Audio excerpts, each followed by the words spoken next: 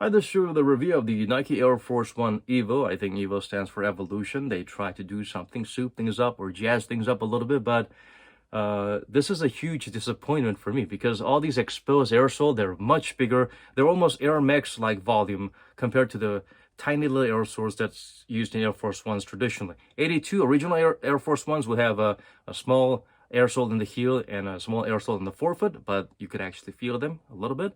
And then the retros, they've changed it a little bit to provide a slim air strobel kind of thickness aerosol. But here's the difference. Air strobles, when you wear them, you can feel them right under your foot and you can feel them. But for Air Force Ones, the air strobel thickness aerosol is kind of like in the middle of this midsole, so you don't really feel that much, but you do feel a slight level of comfort in having compared to having nothing at all. So that is good. But those air strobel full length soles, the Air Force Ones, don't come all the way up to your toes. They kind of stop somewhere slightly as they approach the forefoot. So that always puzzled me. I guess it's a cost-cutting measure.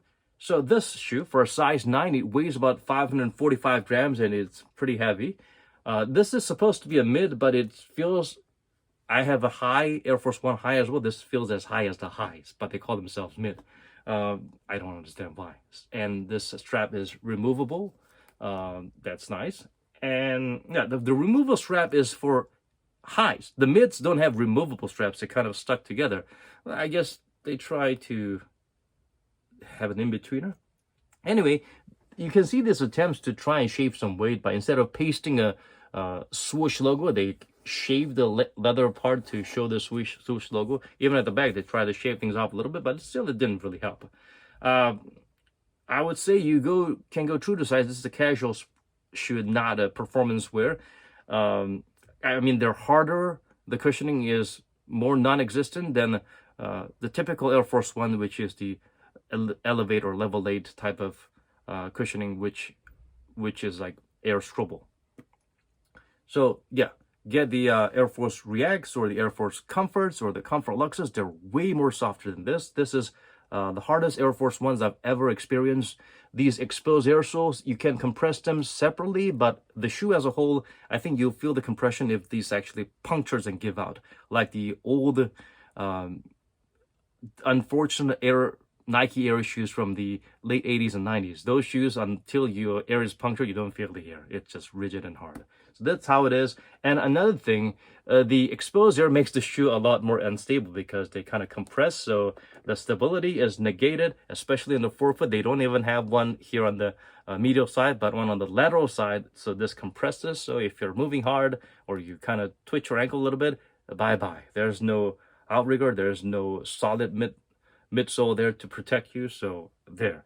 Also, pattern, it's interesting. They try to maintain a traditional dial crop circle kind of pattern, and they added this sort of like a Tune Air type of logo suction cups. They're okay, not too bad. Interesting is that the pivot point, they put a little Nike Air logo there. Design-wise, I think this is aesthetically interesting, but it's not anything better. It's heavier, it's stiffer, and it's more expensive. I don't get the point. I mean, it can be a fashion item if you wanna, but yeah, I don't get it.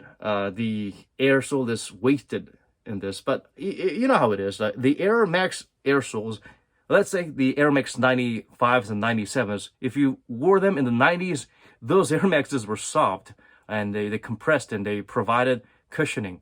But the ones as they were retroed, they're completely becoming neutered because visually they look like the Air Maxes that are there. They seem to compress, but you don't feel anything. If you try the retro Air Max 95s or 97, they're just hard as a rock, even though you can see the air soles. And you feel somewhat of a compression once the air soles give out and get punctured. So yeah, way to go, Nike. Step back to the darker ages, I suppose, in terms of performance. Why even put the air soles there?